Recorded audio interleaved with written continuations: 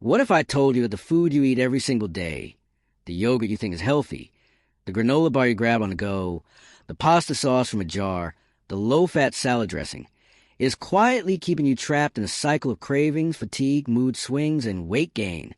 Not because of calories, not because of fat, but because of sugar. Here's the part that should concern you. Sugar is not just a treat. It's a neurologically addictive substance that activates the same dopamine reward pathways in your brain as cocaine. Every time you eat sugar, your brain releases a hit of dopamine. Then it craves the next hit, then the next, and slowly, the amount you need to feel the same reward keeps increasing. This is not a willpower problem. This is a biochemical addiction, and it has been engineered into the food supply deliberately. The average person consumes 17 teaspoons of added sugar per day. The World Health Organization recommends no more than 6.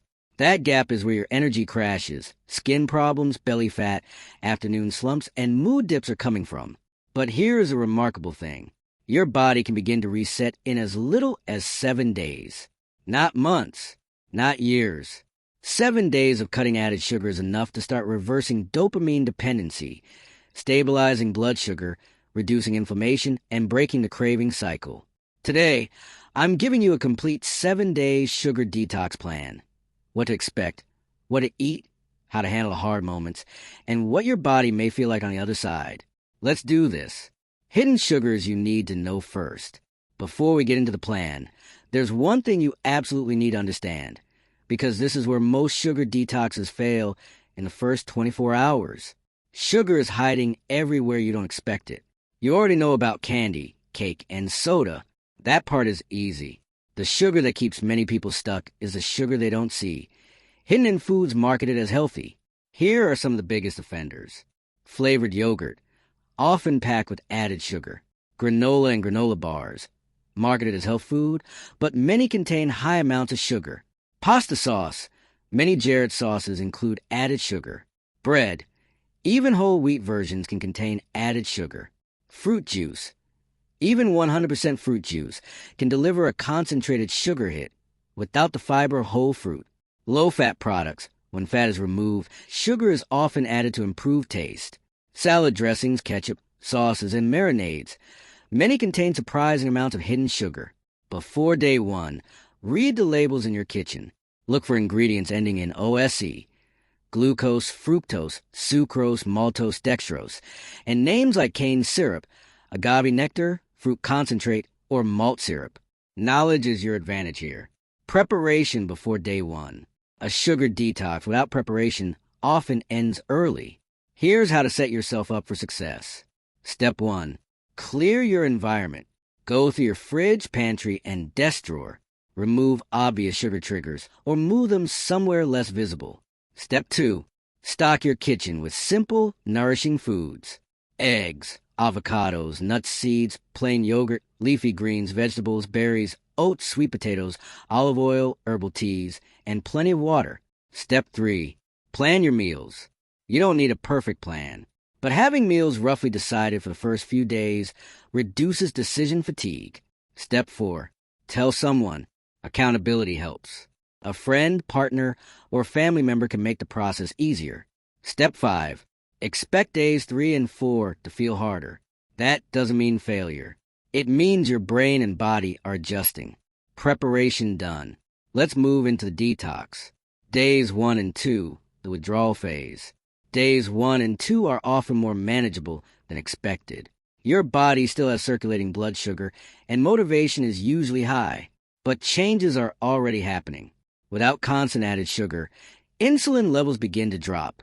Your body starts accessing stored energy more efficiently. What you might notice: mild cravings, especially after meals, slight irritability or restlessness, possibly mild headaches, especially if caffeine is also reduced. Here's what to do. Don't rely on willpower alone. When cravings hit, eat something satisfying: nuts, avocado, plain yogurt, cheese, or eggs. Drink enough water, and prioritize sleep. Poor sleep can make cravings much stronger the next day. You're through the first phase. Days 3 and 4, the hardest days. Days 3 and 4 are often the toughest. This is where many people struggle. What's happening? Your brain has become used to regular sugar-driven dopamine rewards. When sugar is removed, dopamine temporarily drops. You may notice fatigue, brain fog, strong cravings, mood changes, sometimes even mild flu-like feelings. This is temporary. Here are strategies that help. 1. Move your body. Even a short walk can naturally improve mood and reduce cravings. 2. Eat regular meals. Don't skip meals during this phase. Include protein and healthy fats. 3. Use healthier alternatives carefully. Berries, plain yogurt, or a small piece of dark chocolate may help reduce cravings without triggering overconsumption. 4. Stay occupied. Boredom often makes cravings worse. Days 3 and 4 pass, and something starts to shift. Day 5, the turning point. Day 5 is often where people notice a real difference. The brain fog begins lifting. Cravings feel quieter. Energy becomes steadier. Why? Your dopamine system starts recalibrating. Without constant sugar stimulation, normal pleasures begin to feel rewarding again. You may also notice that foods taste sweeter and more satisfying. Other changes many people report include more stable energy, reduced bloating, improved mood, better sleep quality. You're past the hardest part. Days 6 and 7, the transformation begins. By days 6 and 7, changes often become more noticeable. Your body may handle blood sugar more efficiently. Bloating may reduce. Digestion may feel better. Cravings usually become easier to manage. Many people describe feeling more mentally clear and emotionally balanced. Skin may look less puffy or irritated. And perhaps most importantly, food begins to feel less controlling. Day 7 isn't the finish line. It's a reset. What to eat during your detox. Let's make this practical. Foods to focus on. Protein, eggs, chicken, fish, yogurt, legumes. Healthy fats. Avocado, olive oil, nuts, seeds. Vegetables, leafy greens, broccoli, cucumber, tomatoes, peppers. Whole fruit, especially berries and lower sugar fruits. Complex carbohydrates. Oats, sweet potatoes, quinoa, brown rice. Drinks, water, herbal tea, unsweetened coffee if tolerated. Foods to limit or avoid. Sugary drinks. Highly processed snacks. Sweetened dairy products. Refined white bread and pasta. Foods with added sugar hidden in labels. Simple rule. If it grows from the ground or is minimally processed, you're probably on the right track. How to handle cravings. Cravings are often the biggest challenge. Here are strategies that help. First, identify the trigger. Stress, boredom, and habit are common reasons cravings appear. Second, wait 10 minutes. Cravings rise and fall like waves. Distract yourself briefly, and they often fade. Third, eat something filling first. Protein and healthy fats reduce craving intensity. Fourth, try cinnamon. Some people find it helps support blood sugar balance. Fifth, prioritize sleep. Poor sleep can increase hunger hormones and make cravings harder to manage. 6. Have an emergency snack ready. Nuts, berries, yogurt, or dark chocolate can help prevent impulsive choices. Life after the detox. 7 days is a reset, not perfection. You do not have to avoid sugar forever.